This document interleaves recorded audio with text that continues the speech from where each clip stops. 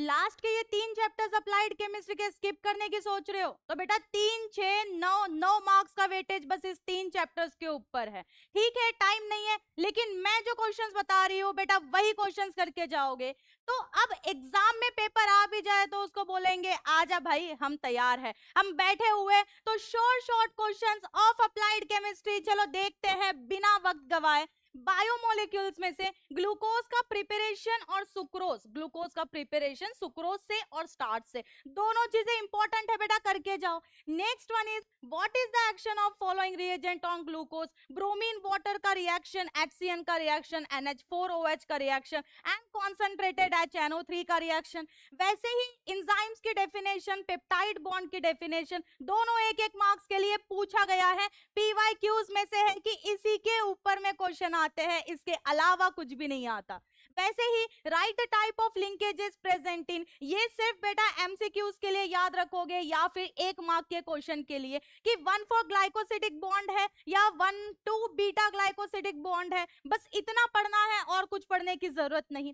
Draw Harvard projection formula of glucopyranose, एक ring structure है, बस वो रिंग स्ट्रक्चर बनानी है।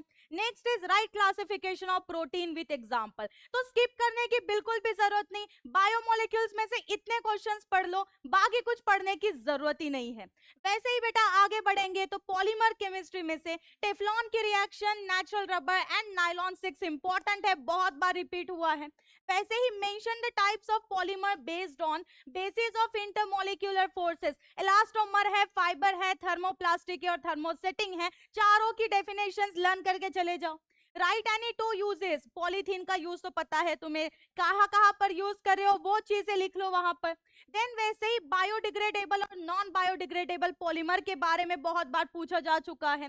तो जिगलर नाटा कैटलिस्ट का कंपोजिशन क्या है, टाइटेनियम टेट्राक्लोराइड एंड ट्राइथिल एल्यूमिनियम, इतना लिखना है, 1 मार्क का क्वेश्चन। मतलब बहुत ही बेसिक चीजें, बहुत ही छोटी छोटी चीजें बेटा तुमको लर्न करनी है। मैं बहुत बड़ा टॉपिक नहीं बता रही हूँ कि सारी चीजें लर्न करके जाओ। वैसे ही आगे देखोगे बेटा तो right reaction of formation of terylene, nylon 66, low density polythene and high density polythene and polyacrylonitrile, इसका प्रिपरेशन सेम है, बस कंडीशन डिफरेंट है। तो इतने रिएक्शंस करके जाने हैं और उसके बाद में क्लासिफिकेशन पॉलीमर का on the basis of structure, that is linear, branched और लिंकेज आइसोमर। ठीक है, linkage linked isomer. So define vulcanization, 1 mark का क्वेश्चन है। इतनी चीजें तुम्हें बेटा पॉलीमर केमिस्ट्री में से पढ़ना है जो बहुत इंपॉर्टेंट है।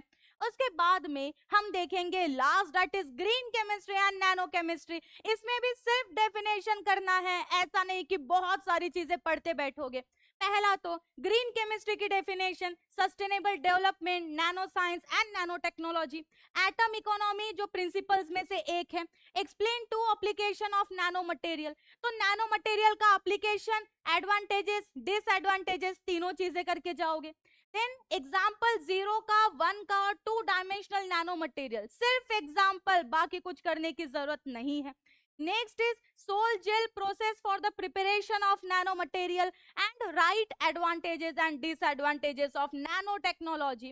वैसे ही कोई भी 3 प्रिंसिपल जो मैंने बताए थे, पहला प्रिंसिपल यहाँ कवर हो गया, एटम इकोनॉमी। दूसरा प्रिंसिपल तुम्हें लर्न करना है मिनिमाइजेशन ऑफ स्टेप, 2 कर लिया तो भी चलेगा क्योंकि सिर्फ 3 मार्क्स का वेटेज है तो बहुत ज्यादा पूछेंगे नहीं। वैसे ही आगे अगर बढ़ोगे तो यहाँ पर सारे 1 मार्कर क्वेश्चन है कि कौन सा नैनो मटेरियल यूज होता है for to increase the life of tyre, that is carbon black. Sunscreen में क्या यूज होता है बेटा, तो titanium dioxide and zinc chloride, ठीक है, ZnO। वैसे ही right the gamma isomer of BHC, ये होता है लिंडेन। सेल्फ क्लीनिंग के लिए कौन सा फ्लावर यूज होता है, दैट इज लोटस।